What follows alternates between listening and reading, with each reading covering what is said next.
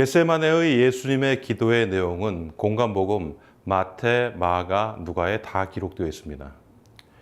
몇몇의 단어만 틀릴 뿐 그 기도의 내용은 다 동일합니다. 마태복음 26장 39절 후반에 기록되어 있는 예수님의 기도의 내용은 다음과 같습니다. 내 아버지여, 만일 할만하시거든 이 잔을 내게서 지나가게 하옵소서. 그러나 나의 원대로 마시옵고 아버지의 원대로 하옵소서. 마태복음에서 예수님은 이 기도의 내용을 가지고 3번을 기도하셨다고 기록되어 있습니다. 마태복음 6장에서 예수님은 제자들에게 기도를 가르치시면서 이방인들처럼 중언부언하지 말라 가르치셨습니다. 그렇다면 예수님은 본인의 가르침을 어기고 계신 것은 아닐까요?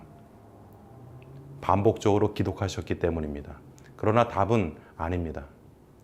예수님의 3번에 반복해서 기도하신 이유는 기도 후에 어떻게 하셨는가에 그 답이 있습니다.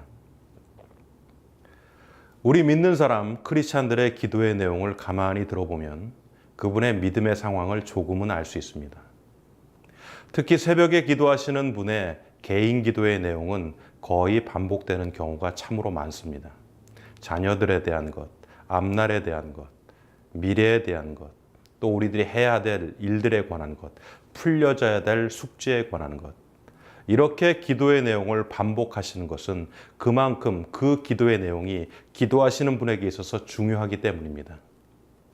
그러나 예수님의 3번의 반복 기도는 이런 점에서 동일하지만 그 내용에서는 완전히 틀립니다.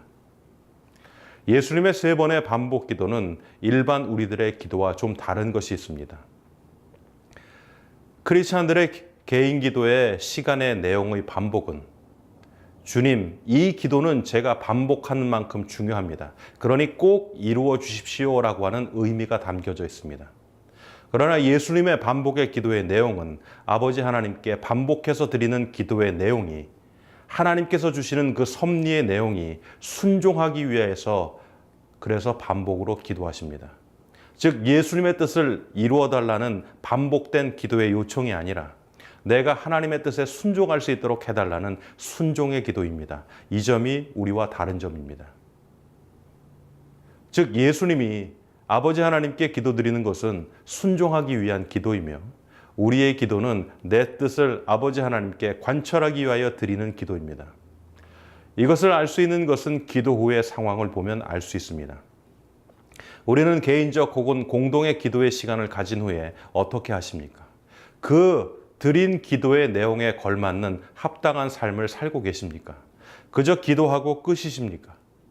보통은 기도만 하고 이제는 아버지 하나님의 몫이다 하고 가만히 계신 분들이 참 많습니다. 이것이 기도 후에 우리 그리스도인들의 모습입니다. 그러나 예수님은 기도 후에 제자들의 일어나 가자 하시면서 겟세마네 동산을 내려오시고 아버지 하나님의 뜻을 이루기 위하여서 행동하셨습니다. 그래서 맞닥뜨리는 어려운 상황에 대해서 피해 가신 것이 아니라 그것을 뚫고 가기 위하여서 맞닥뜨리십니다. 기도하는 것이 참으로 중요합니다. 그러나 더 중요한 것은 기도 후에 내가 무엇을 했는가가 중요합니다. 기도가 깊어지고 그 깊어진 기도 속에서 주님과의 깊은 교제가, 대화가 있었다면 우리는 기도를 마치고 모든 것이 끝이 아닌 기도 후에 주님의 뜻에 합당하게 나 자신을 맞추는 것이 진정 중요합니다. 기도 후에가 중요하고 무엇이 된 이후에가 중요하고 무엇을 이룬 후에가 진정 중요합니다.